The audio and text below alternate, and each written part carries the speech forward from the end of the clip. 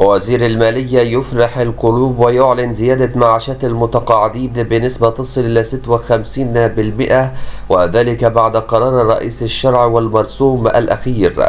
متابعينا الكرام، حتى لا تفوتكم أخبارنا العاجلة، رجاء لا تنسوا دعم القناة بالاشتراك فيها وتفعلوا زر الجرس، وإليكم التفاصيل الكاملة.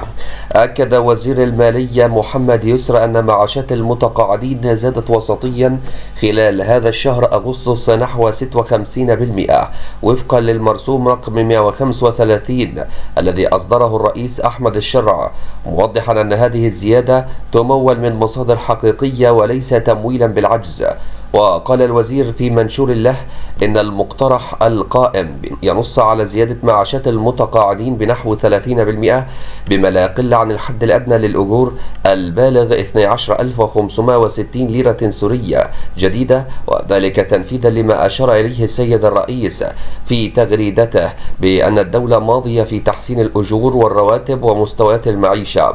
وأوضح أن ما قدمته الدولة من إصلاحات في الأجور والرواتب خلال سنة واحدة هو غير مسبوق، مشيرا إلى أن ذلك يشكل دعما كبيرا للمتقاعدين ويعكس جدية الحكومة في معالجة مستويات المعيشة. وأصدر السيد الرئيس أحمد الشرع المرسوم رقم 135 الذي يقضي بمنح أصحاب المعاشات التقاعدية المشمولين بقانوني التأمين والمعاشات والتأمينات المعاشية وأيضا الاجتماعية زيادة قدرها 30% على المعاش التقاعدي المستحق. وينص المرسوم على أنه يمنح أصحاب المعاشات التقاعدية زيادة 30% على المعاش التقاعدي، بحيث لا يقل المعاش التقاعدي الجديد عن الحد الأدنى أو الحد الأدنى العام للأجور البالغ 12560 ليرة سورية جديدة تم إعلانها والحديث عنها خلال الفترة الأخيرة.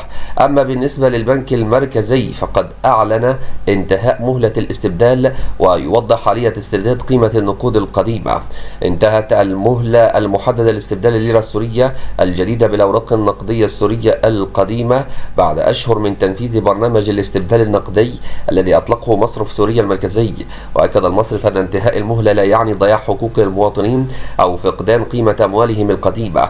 ستبدأ اعتبارا من اليوم مرحلة سحب هذه الأوراق عبر مصرف سوريا المركزي في دمشق وفق ضوابط محددة ولمدة 5 سنوات دون استيفاء أي رسوم أو عمولات أو ضرائب.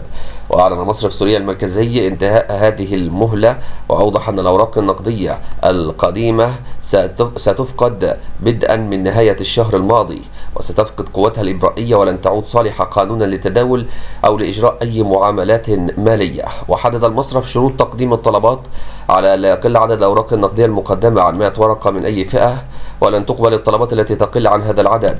وبعد التدقيق والموافقة تحول القيمة المستحقة للحساب المصرفي الذي يحدده صاحب الطلب بالليرة السورية الجديدة.